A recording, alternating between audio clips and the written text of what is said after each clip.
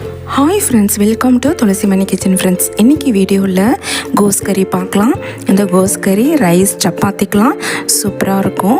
இப்போ வாங்க ஈஸியாகவும் டேஸ்ட்டாகவும் எப்படி ரெடி பண்ணுறதுன்ட்டு பார்க்கலாம். ஒரு பேனில் 2 ஸ்பூன் கிட்ட எண்ணெய் சேர்த்துட்டு, எண்ணெய் நல்லா காஞ்சதும் அதில் 1/4 ஸ்பூன் கடுகு, 1 ஸ்பூன் கடலைப்பருப்பு, 1 ஸ்பூன் உளுத்தம்பருப்பு சேர்த்துட்டு கூடவே கொஞ்சம் சீரகமும் சேர்த்து அதில் நல்லா பொரிய விட்டுக்கலாம். இந்த அளவுக்கு நல்லா பொரிஞ்சதும் அதில் கட் பண்ணி வச்சுருக்க வெங்காயம், ஒரு வெங்காயம் சேர்த்துருக்கேன். சேர்த்துட்டு கொஞ்சம் பச்சை மிளகாய், கொஞ்சம் கறிவேப்பிலை சேர்த்து நல்லா வதக்கிக்கிறேன். நல்லா இந்த அளவுக்கு வதக்கிட்டு இப்போ 1 ஸ்பூன் கிட்ட இஞ்சி பூண்டு பேஸ்ட் சேர்த்துக்கிறேன். இஞ்சி பூண்டு பேஸ்ட் கண்டிப்பாக சேர்த்துக்கோங்க, இந்த கோஸ் கறிக்கு சூப்பராக இருக்கும்.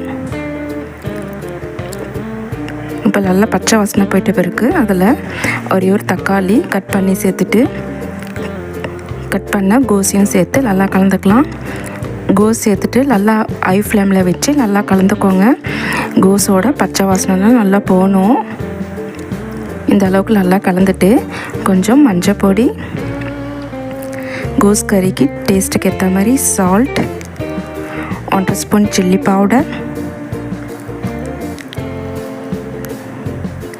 சேர்த்துட்டு நல்லா கலந்துக்கலாங்க.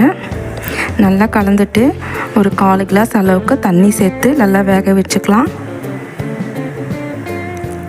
ஒரு 20 நிமிஷத்துக்கு நல்லா வேகணும்.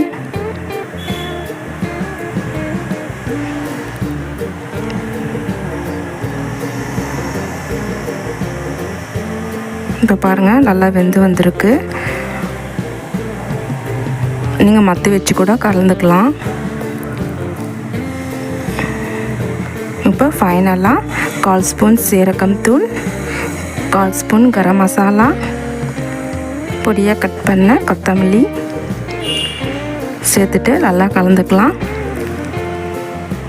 கொஞ்சம் திக்காகிற வரைக்கும் அப்படியே வெயிட் பண்ணி எடுத்துக்கலாங்க. அவ்வளோதான் ஃப்ரெண்ட்ஸ், இப்போ சூப்பரான டேஸ்ட்டில் கோஸ் கறி ரெடி ஆகிடுது. இந்த வீடியோ பிடிச்சிருந்தால் லைக் பண்ணுங்கள், துளசிமணி கிச்சனை சப்ஸ்கிரைப் பண்ணிக்கோங்க. தேங்க்யூ.